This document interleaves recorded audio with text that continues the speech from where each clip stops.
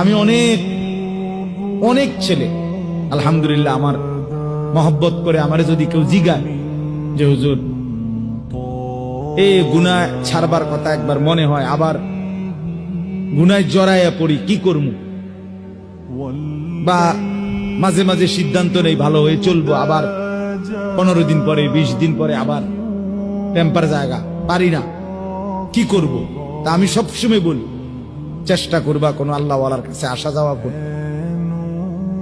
যদি না আসতে পারো ব্যস্ততার কারণে, পড়ালেখার কারণে, কর্মের কারণে, চাকরির কারণে, হতেই পারে ছুটি নাই আমার, তাহলে কমপক্ষে নিজ এলাকার তুমি যেখানে নামাজ পড়ো ওই ইমাম সাহেবের কাছে কতক্ষণ বসে থাকো, দেখবা ইমাম সাহেবেরই কও যে হুজুর আমার একটা ভালো কথা কয়ে দেন, আমার জন্য একটু দোয়া করে দেন, আমি যেন ভালো হয়ে চলতে পারি, আমি যেন আমার চরিত্রটা ঠিক রাখতে পারি। হ্যাঁ, মাওলানা মারুফ এই মাত্র বলল, নবম শ্রেণীর ছাত্রের কথা বলছে কিনা বলেন? আমি যেই ছেলের কথা শুনছি এতক্ষণ 15-20 মিনিট মোবাইল বললাম যে কথা, এও এরকম কথাই কইছে, একই কথা। তার কথা শুনে অবাক হইলাম যে ঠিক এ আর এ একজন না, আরেকজন সে এই কথাগুলি বলছে। নষ্ট চরিত্রের কথা,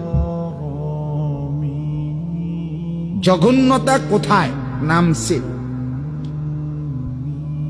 উঠতি বয়সের ছেলে মেয়েদের চরিত্রহীনতা, নির্লজ্জতা, অসভ্যতা, এটা আপনারা যারা একটু বুঝের মানুষ, মুরব্বী আছেন, জাগো বয়স 40-এর উপরে, আপনারা স্বপ্নের রূপেও যদি কিছু তাই ওইখানে পাবেন নাই।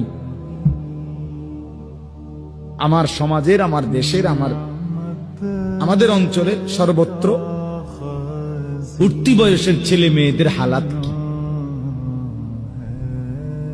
শুধু চুলের ফ্যাশন আর জামার ফ্যাশন না, না, অসভ্যতা আরো অনেক গভীর পৌঁছে গেছে,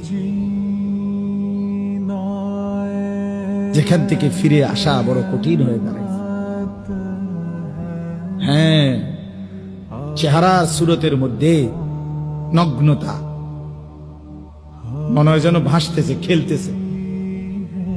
নারীর আসক্তি, যৌন চাহিদা, অসভ্যতা, নেশা, মদ, জুয়া, জিনা, ব্যভিচার, পাগল হয়ে গেছে, পাগল।